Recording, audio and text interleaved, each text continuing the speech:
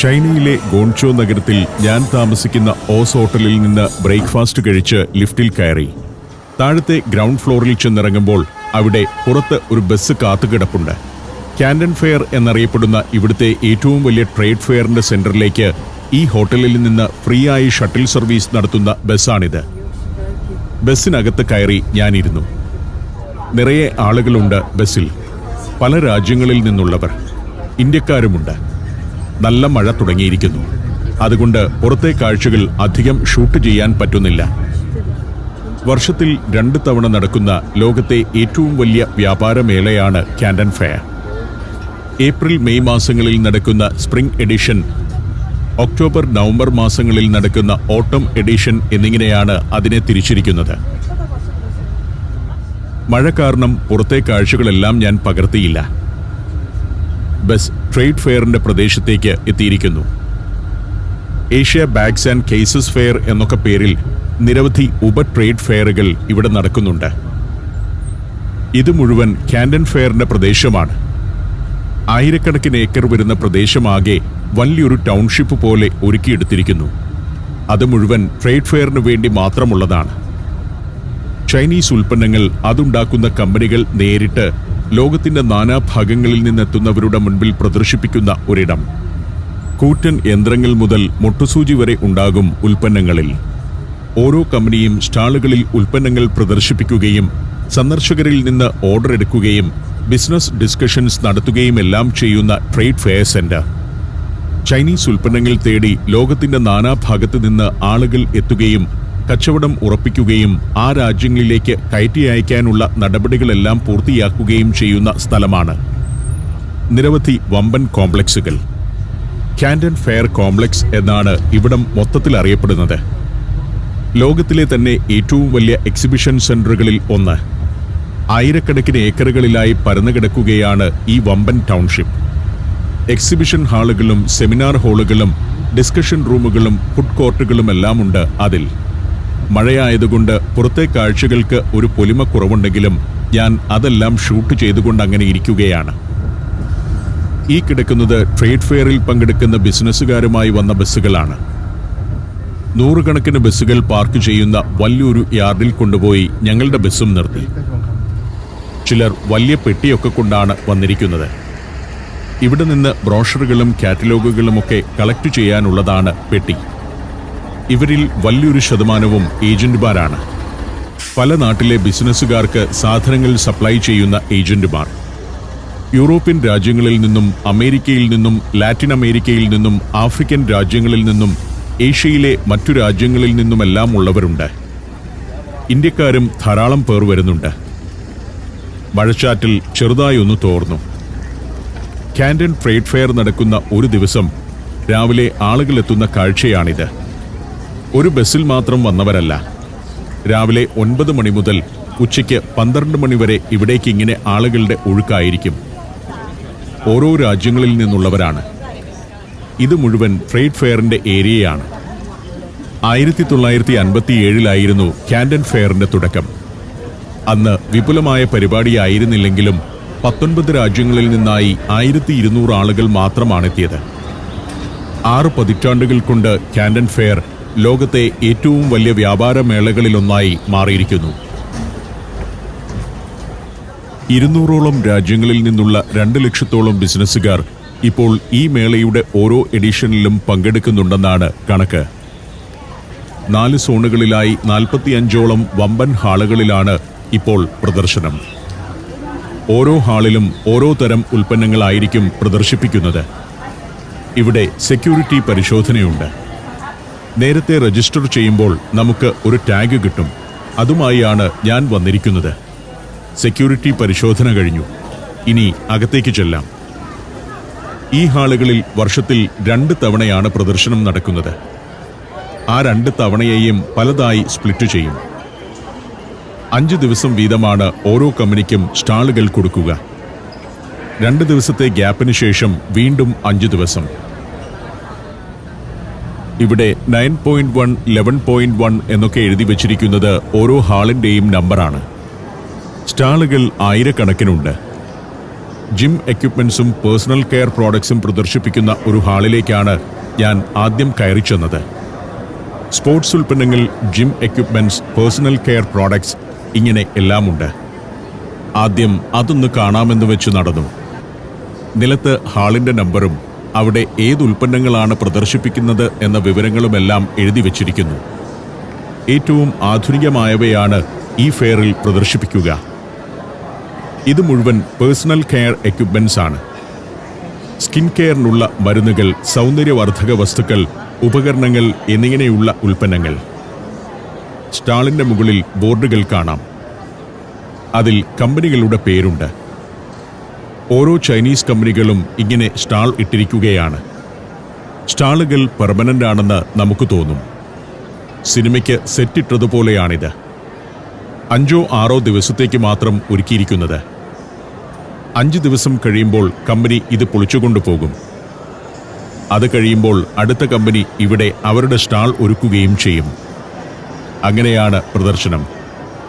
സൗന്ദര്യവർദ്ധക വസ്തുക്കൾ തന്നെ അനേകമുണ്ട്. അതെല്ലാം ചൈന ലോകത്തിന്റെ എല്ലാ ഭാഗത്തേക്കും കയറ്റി അയക്കുന്നുണ്ടെന്ന് ഓർക്കണം. വേറൊരു ഭാഗത്ത് സൈക്കിളുകളാണ്. അതിഗംഭീരമായ സൈക്കിളുകൾ. ഇതെല്ലാം ജിം എക്യുപ്മെന്റ്സ് ആണ്. ഇന്ത്യയിലൊക്കെ ഉപയോഗിക്കുന്ന മിക്ക ജിം ഉപകരണങ്ങളും ചൈനയിൽ നിന്ന് വരുന്നതാണെന്ന് ഓർക്കണം.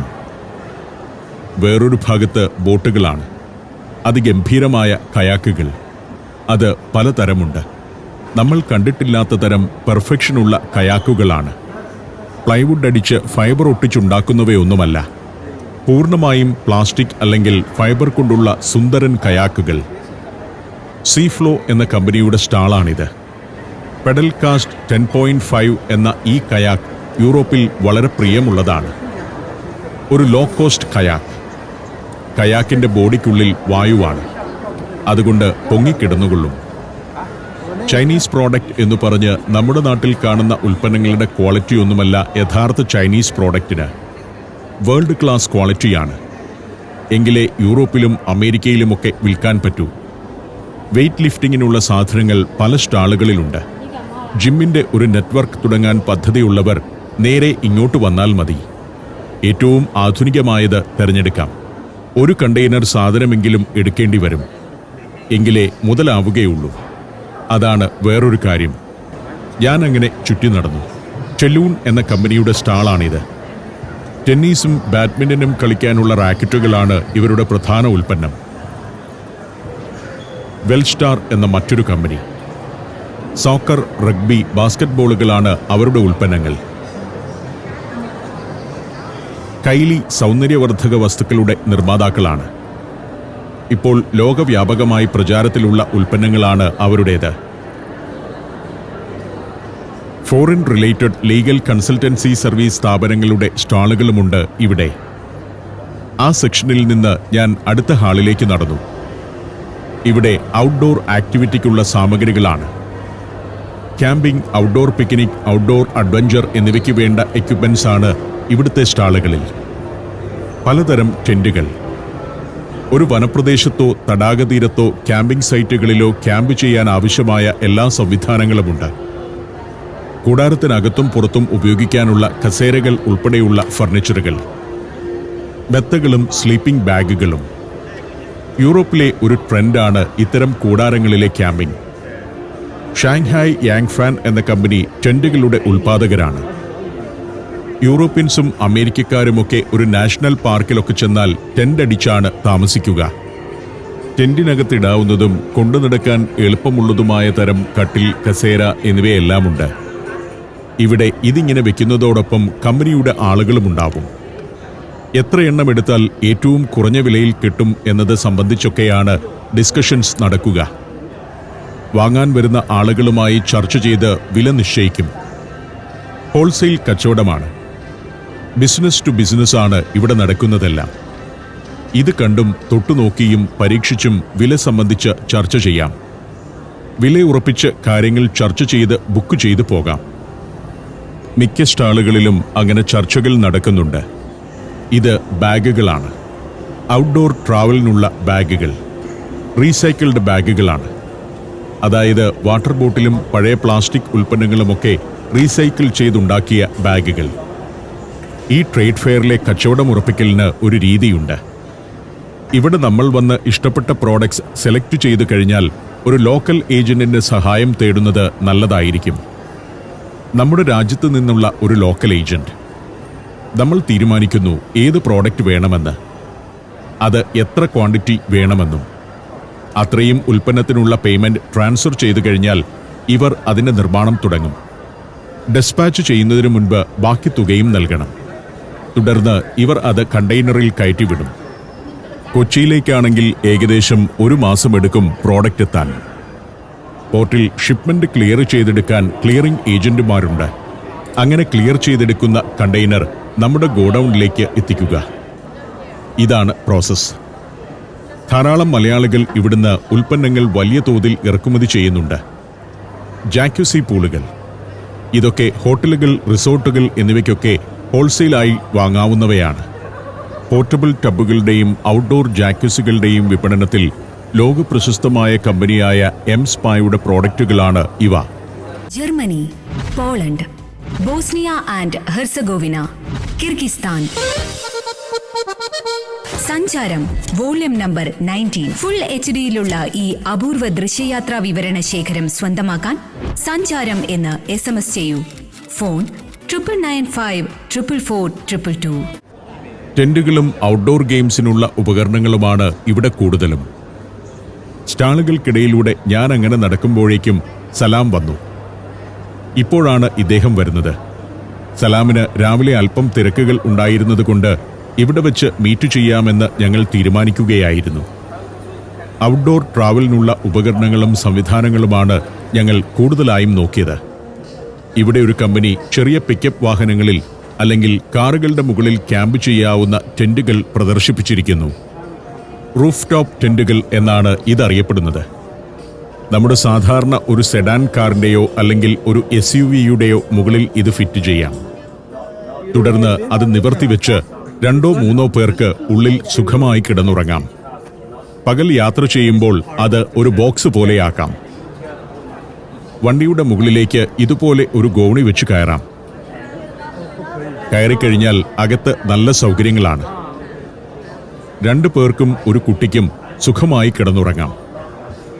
വണ്ടിയുടെ മുകളിലായതുകൊണ്ട് ക്ഷുദ്രജീവികളെയോ മൃഗങ്ങളെയോ ഒന്നും പേടിക്കേണ്ടതില്ല. ഇങ്ങനെയാണ് ടെന്റിനകം. ഒരു SUV-യുടെ മുകളിൽ ഇത് സെറ്റ് ചെയ്യാം. ഇത്തരം സാധനങ്ങളൊന്നും നമ്മുടെ നാട്ടിൽ വന്നിട്ടില്ല എന്നുള്ളതാണ് എന്നെ അത്ഭുതപ്പെടുത്തുന്നത്. ADA ഓവർലാൻഡ് എന്നാണ് ഇതുണ്ടാക്കുന്ന കമ്പനിയുടെ പേര്. ടെന്റിന്റെ മറ്റൊരു മോഡൽ. അവിടുത്തെ സെയിൽസ് ഗേൾ പല കാറ്റഗറിയിലുള്ള ടെന്റുകൾ പരിചയപ്പെടുത്തി. ഇതിന് $500, $600, $700 വിലയുണ്ട്. വാഹനത്തിന്റെ വശത്ത് ചെറിയൊരു ഷാമിയാന പോലെ ഒരു സംവിധാനം ഒരുക്കാം. അതാണ് ഈ കാണുന്നത്. കൂടാരത്തിനകത്ത് ഉപയോഗിക്കാനുള്ള ഫർണിച്ചറുകളുമുണ്ട്. ലൈറ്റ് വെയ്റ്റ് ആണ്. അതിലിരിക്കാം. മടക്കിക്കൊണ്ട് പോവുകയും ചെയ്യാം. ക്യാമ്പ് ചെയ്യുമ്പോൾ വണ്ടി ഒരിടത്ത് പാർക്ക് ചെയ്യുക. തുടർന്ന് ഷാമിയാന പോലെ ഒരു ഭാഗം നിവർത്തിവെക്കാം. അതിന് ചുവട്ടിൽ കസേരയിട്ടിരിക്കാം. ടോയ്ലറ്റ് ഫെസിലിറ്റി വേണമെങ്കിൽ സെറ്റ് ചെയ്യാം. വണ്ടിക്കകത്ത് തന്നെ കിടക്കാനുള്ള സംവിധാനമാണ് ഇതൊക്കെ. വണ്ടിയുടെ സീറ്റ് നിവർത്തിയിടുക. തുടർന്ന് വായു നിറയ്ക്കുന്ന ഈ ബെഡ് വിരിച്ചിട്ടാൽ സുഖമായി 2 പേർക്ക് കിടക്കാം. SUV-യുടെ സീറ്റ് മറിച്ചിട്ട് കഴിഞ്ഞാൽ ഒരു ഫ്ലാറ്റ് ബെഡ് പോലെ കിടക്കാമല്ലോ. നമ്മളൊരു SUV കാർ വാങ്ങിയാൽ അതിനെ കൺവേർട്ട് ചെയ്ത് ഒരു ക്യാമ്പിംഗ് വെഹിക്കിളാക്കി മാറ്റാനുള്ള എല്ലാ സംവിധാനങ്ങളും ലഭ്യമാണിവിടെ. വണ്ടിക്കകത്ത് വയ്ക്കാവുന്ന ബയോ ടോയ്ലറ്റുകൾ. ഒരു കൂടാരം ഉൾപ്പെടെയാണ് ബയോ ടോയ്ലറ്റ് സംവിധാനം. നമ്മൾ കാറിനകത്ത് താമസിക്കുന്നുണ്ടെങ്കിൽ പുറത്ത് ഇങ്ങനൊരു ടോയ്ലറ്റ് സെറ്റ് ചെയ്തു കഴിഞ്ഞാൽ എല്ലാ സൗകര്യവുമായി. ഹോട്ടലിൽ പോകേണ്ടതില്ല. പലതരം ബയോ ടോയ്ലറ്റുകളുണ്ട്. അതിൻ്റെ അകത്ത് വീഴുന്ന വേസ്റ്റ് ഒരു കണ്ടെയ്നറിനകത്തേക്ക് പോവുകയാണ് ചെയ്യുക. തുടർന്ന് ഇതിങ്ങനെ അടച്ചുവെക്കാം. ഫ്ലഷ് ചെയ്യുമ്പോൾ വേസ്റ്റ് താഴെയുള്ള കണ്ടെയ്നറിലേക്ക് പോകും. തുടർന്ന് കണ്ടെയ്നർ അടച്ചുവെക്കാം. ആവശ്യം കഴിയുന്നതോടെ അത് കൊണ്ടുപോയി വേസ്റ്റ് ഡിസ്പോസൽ ചെയ്യാവുന്ന സ്ഥലങ്ങളിൽ നിക്ഷേപിക്കുകയും ചെയ്യാം. കണ്ടെയ്നറിലേക്കുള്ള കെമിക്കൽസ് കൂടി കിട്ടും. കെമിക്കൽസ് ഉള്ളതുകൊണ്ട് വേസ്റ്റിന്റെ ദുർഗന്ധമുണ്ടാവില്ല. അതിനാൽ ഇത് നമുക്കൊരു അസഹ്യമായ സംവിധാനമല്ലാതാകും.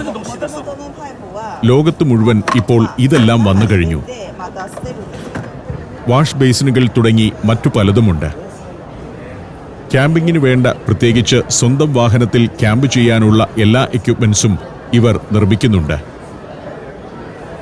ഇത് സ്ലീപ്പിംഗ് ബാഗുകളാണ്. വണ്ടിക്കകത്തോ ടെന്റിനകത്തോ കിടക്കുമ്പോൾ ഉപയോഗിക്കാവുന്ന സ്ലീപ്പിംഗ് ബാഗുകൾ. വേറൊരു ഭാഗത്തുമുണ്ട് വണ്ടിയുടെ മുകളിൽ വയ്ക്കുന്ന ടെന്റ്, റൂഫ് ടോപ്പ് ടെന്റുകൾ. സിബുള്ളതുകൊണ്ട് ഇത് അടച്ചിടുകയും ചെയ്യാം.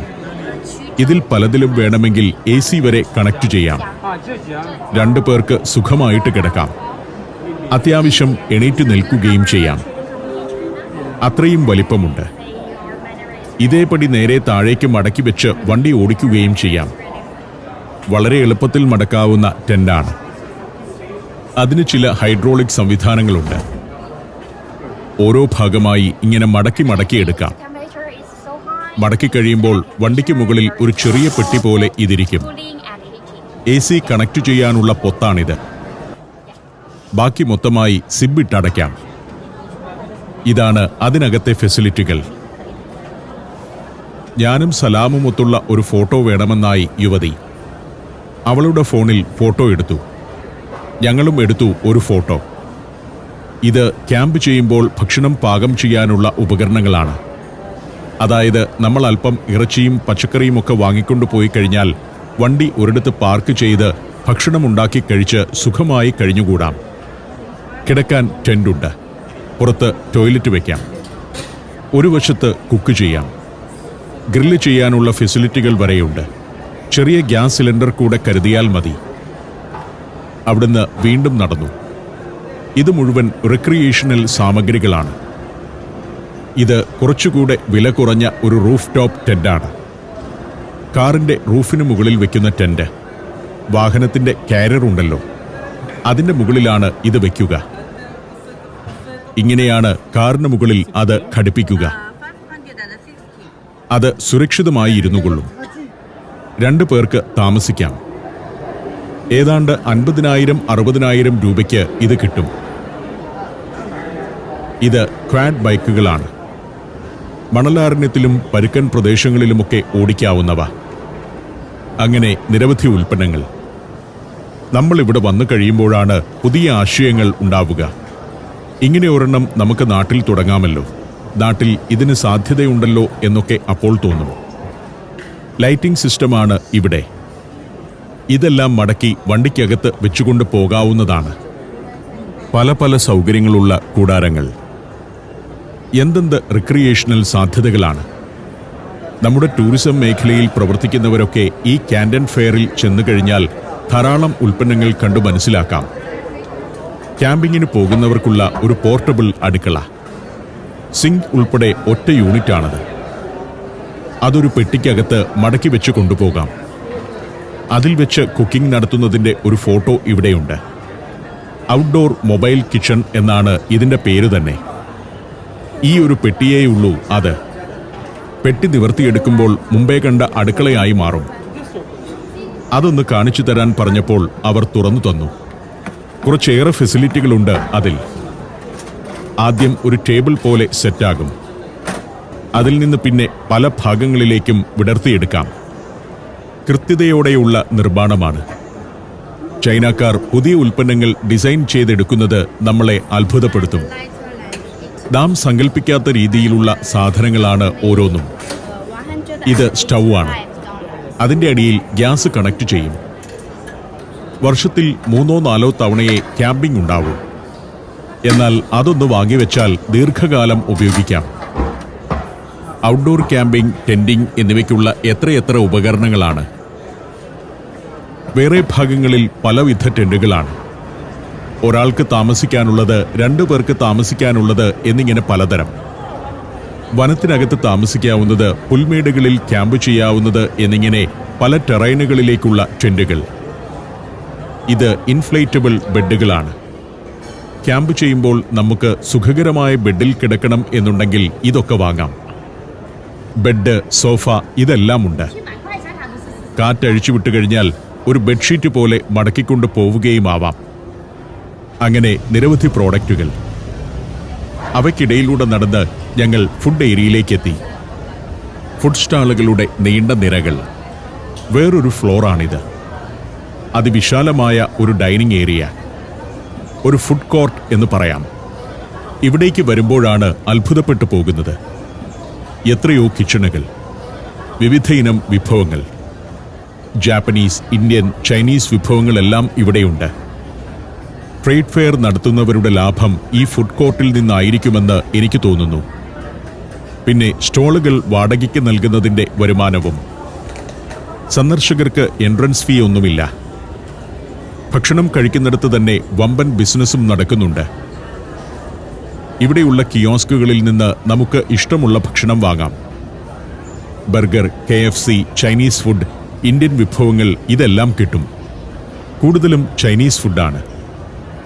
നോക്കത്താ ദൂരം കിടക്കുകയാണ് ഈ ഒരു ഹോൾ. അത് പല വഴിക്ക് പിരിഞ്ഞു പോകുന്നുണ്ട്. ഉച്ചയാകുമ്പോഴേക്കും ഇവിടം ആളുകളെ കൊണ്ട് നിറയും. പലയിടത്തും ചില പ്രത്യേക വിഭവങ്ങൾക്ക് നീണ്ട ക്യൂ തന്നെയുണ്ട്. അവിടെ ഓർഡർ ചെയ്യുക, പേയ്മെന്റ് നടത്തുക, തുടർന്ന് മറ്റൊരു കൗണ്ടറിൽ പോയി വിഭവം വാങ്ങണം. നീറ്റ്, ക്ലീൻ ആൻഡ് പെർഫെക്റ്റ് എന്ന് പറയാം. 10,000-കണക്കിന് ആളുകളാണ് ലോകത്തിന്റെ നാനാഭാഗത്തു നിന്ന് ഇവിടെ വരുന്നതെന്നോർക്കണം. നടന്നിട്ടും തീരാത്ത അത്ര ഏരിയയുണ്ട്. മറ്റൊരു കാര്യം, ഓരോ ട്രേഡ് ഫെയറും നടക്കുന്ന സീസണിൽ ഗോൺചോയിലെ ഹോട്ടലുകളെല്ലാം ഫുള്ളാകും. ഓരോ വിദേശിയും 1-2 ലക്ഷം രൂപയെങ്കിലും ഈ നഗരത്തിൽ ചെലവഴിക്കുന്നുണ്ട്. അവർ ഒരു ദിവസത്തേക്കോ 2 ദിവസത്തേക്കോ വരുന്നവരല്ല. ട്രേഡ് ഫെയറിൽ പങ്കെടുക്കാൻ വരുന്നവർ ഇവിടെ ചെലവഴിക്കുന്ന തുക തന്നെ ചൈനയ്ക്ക് മുതൽക്കൂട്ടാണ്. ആ ചിന്തകളോടെ ജനക്കൂട്ടത്തിനിടയിലൂടെ ഞാൻ നടന്നു.